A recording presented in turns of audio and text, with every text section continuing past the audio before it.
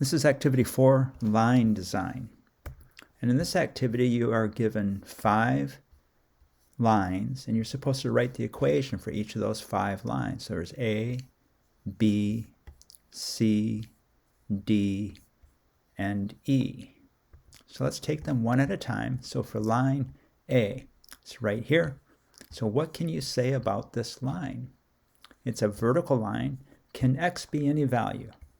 Well, you start here at the origin, and you go 4 units in the negative direction, so you go to -4.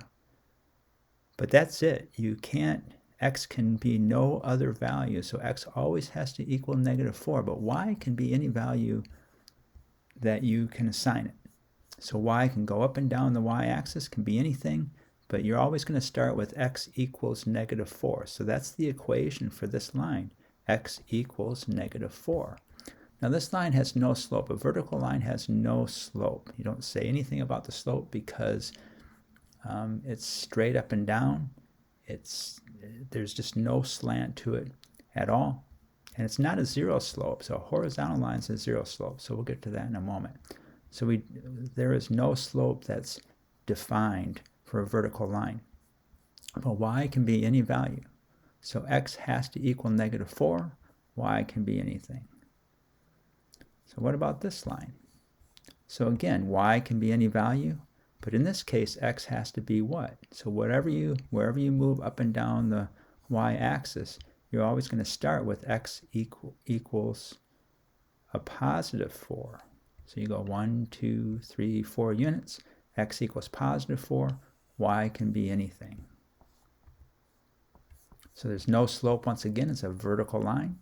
Y can be any value, but x has to always equal +4. So the equation for this line is that x equals +4. And what about this line?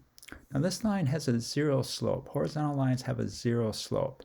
There's zero slant, but it's you can write this slope as it's equal to 0. And you can move anywhere along the x-axis. So here's the x-axis here. So this line can have any x coordinate, but what has to happen to the y coordinate? The y coordinate has to be a +4. So 1, 2, 3, 4. So the equation for this line is that y equals +4.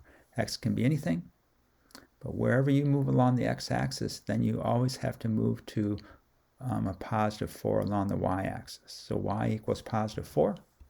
So zero slope, there's no slant, there's no change in y.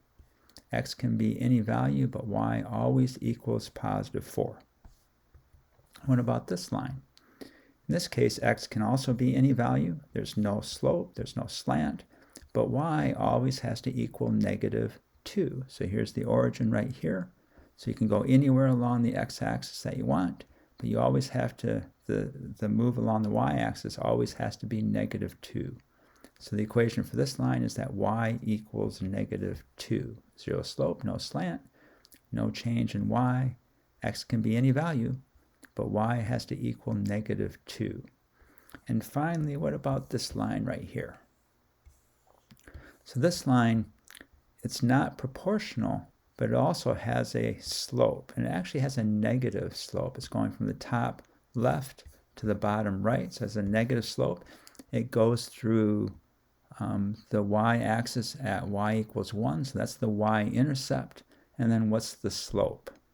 Well, you can pick any 2 points on this line and figure out what the change in y is compared to the change in x. So if you take these 2 points right here at this point, you can move to the right 1, 2, 3, 4 units, and in the negative direction 1, 2, 3 units. So this is a -3 over +4, or you can move a -4, 1, 2, 3, 4, +3, 1, 2, 3. So that will be a +3 over a -4. Either way, you still get a -3/4 as the slope. So I use these 2 points right here. This is +4, this is -3, so the slope is -3. The change in the y direction, the vertical direction, is a -3 units. The change in the horizontal direction, or the x change, is a positive 4 units. That's negative 3 over positive 4. Slope is negative 3/4. So now you can write the equation. Y is equal to the slope times x. The slope is a negative 3/4 times x plus that y-intercept. You always have to go back. If you figure out the proportional part of this equation, then you always have to go back and add one more unit. So that's a positive 1 because the y-intercept is a positive 1.